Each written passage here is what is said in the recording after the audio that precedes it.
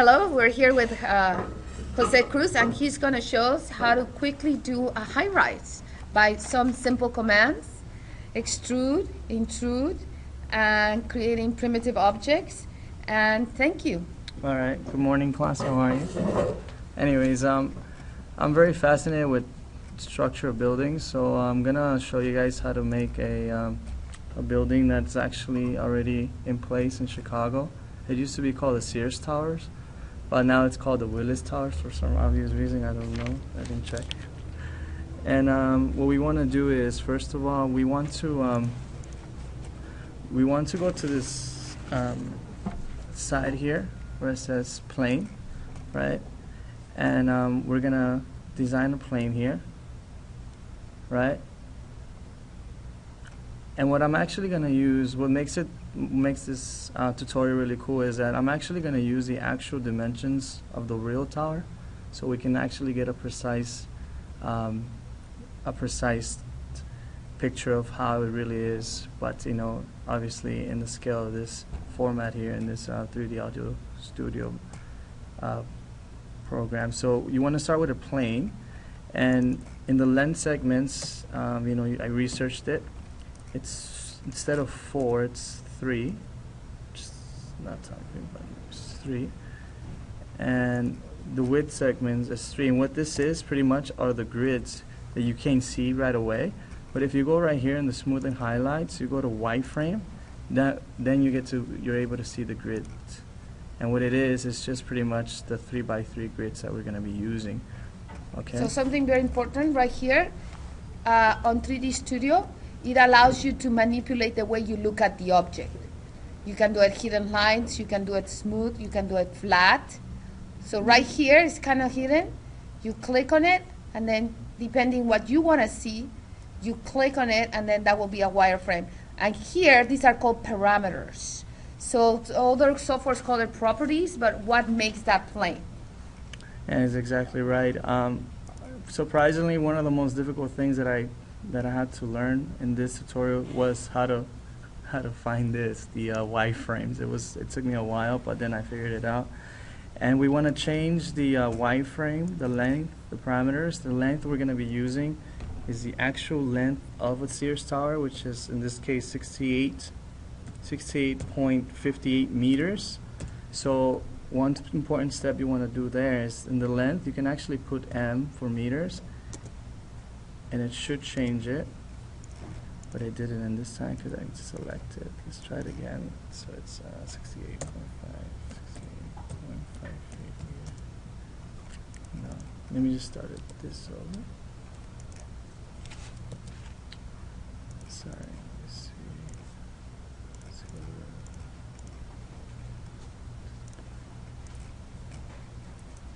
60.58.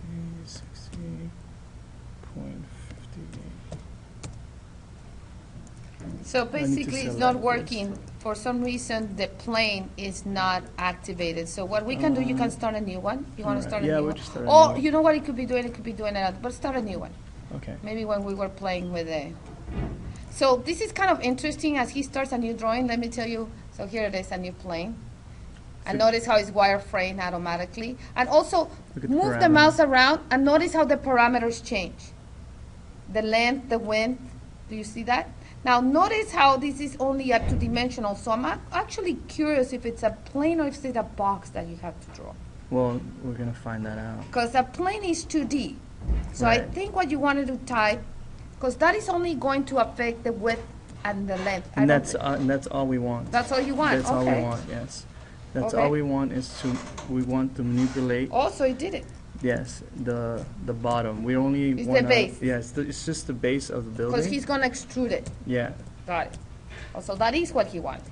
Yes. So it's now you can tell that that you don't see it anymore, and that's because it's much bigger, right?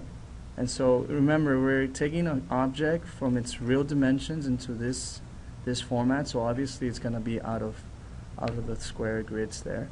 And once we do that, we're going to use this command called edit mesh, and you're going to go to modify here, and edit mesh is right here. And this is basically, you're just gonna use the polygon command here, right? So basically, you transform your plane, you cut your plane, and how do you know you have the plane selected? It's already selected because once you do the modifier list, you edit mesh, then it says here plane, so it's activated to the plane. So that's how Perfect. you get that. So notice how you can do that one as points. Notice those little blue points. And what it means is that now they're active. You can make it as surfaces, or as planes, surfaces, and then polygons. So in this case, we want to use a polygon because eventually there's a way that you're going to start selecting certain squares. You don't want to select all of them. Not in this step. In this step, you're going to select all of them. And the way you do it, you right-click on the mouse and you hold the control down, right? So it's a very basic, very, very important skill to learn.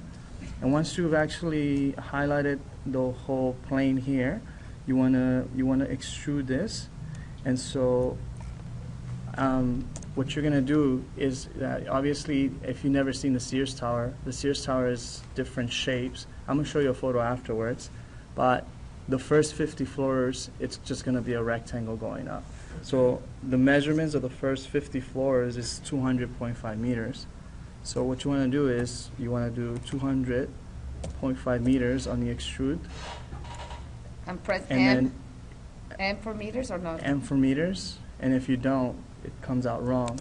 So then you get this picture here, right? So because it's out of view, like, I had problems trying to control the view because, I don't know, I like to be in control. If you look down here on the bottom right, this is pan view. You click on this, right? And this is going to help you, like, just do whatever you want with the box or rectangular, in this case, the building, the skyrise. So it's called the pan command, because you can just move it around. Right, because if you don't do that and you zoom in and zoom out, the shape of your object is going to change for some, because of the axes and all that stuff. So I have it here now, right? So that's the first 50 floors. And then what we're going to do is we're going to go from 50 floors to, we're going to add another 16 floors on that. So you have to do a little bit of math, You have to subtract the actual length of the height, then you subtract by the 50 floors that you have already done. So in this case, we're going to extrude a couple squares here, right? And we're going to extrude them up to 65.9 meters. And like I said before, remember the basic step I taught you guys on the polygon, right? When you edit mesh, right? You're going to go here, and instead of selecting all of the boxes, we're going to select a couple of them. So make sure you click on your polygon. And you need to press the control key on your keyboard. It's very important because let's say you only want 3 squares, 4 squares, and then all of a sudden all the squares are selected. With control and the click of the mouse, the right click mouse, left click, sorry, then you can select whatever boxes you want. So in this case, you're controlling whatever you want to do. And that's very important for me, because I like to control things. Then once you selected these, in total it's going to be like 7 squares or so. Then we're going to extrude that up to, we already did the first 50 floors. We're going to go to 65.9. So this one isn't tight. 65.9 meters.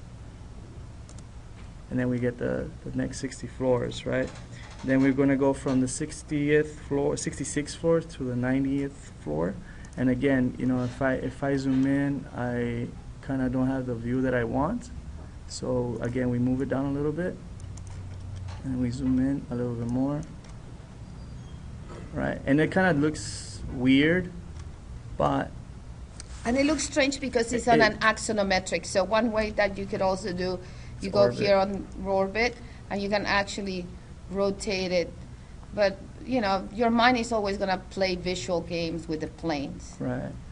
So now that we've done that, we want to go up to the 90th floor, and we don't have much left. So we're going to go back to Edit Mesh, the polygon here. And we can select that. And then the polygon, we're going to select just what is it, 5 squares, 2, 4, 5 squares here. We're going to extrude that up to, let's say, in this case it's going to be 95 meters, so it's 95 meters. You extrude it, right, and you get something like this. And it starts looking like a skyscraper or whatnot, and as you can see, it starts looking something like the Sears Tower.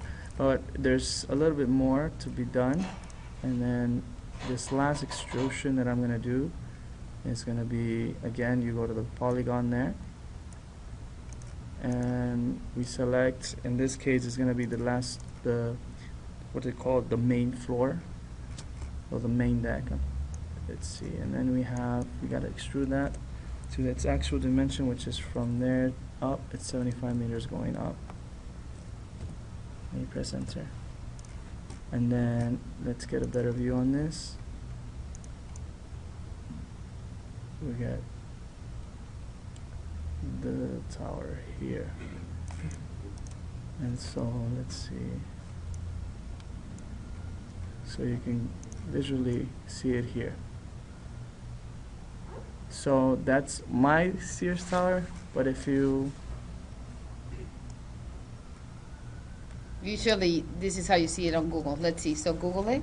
and then if you go to Google, let me see. Oh, that's right.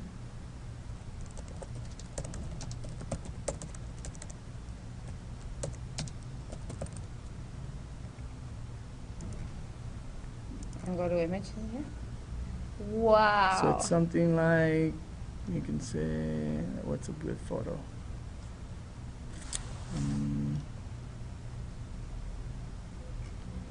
So it's something like this. And let's see. Let's see if I can do this. You can probably copy image. I'm not sure I can do this, but no. Usually used to be able to paste it. But anyway, here you can see it. Fantastic. And that's the tutorial. Great job.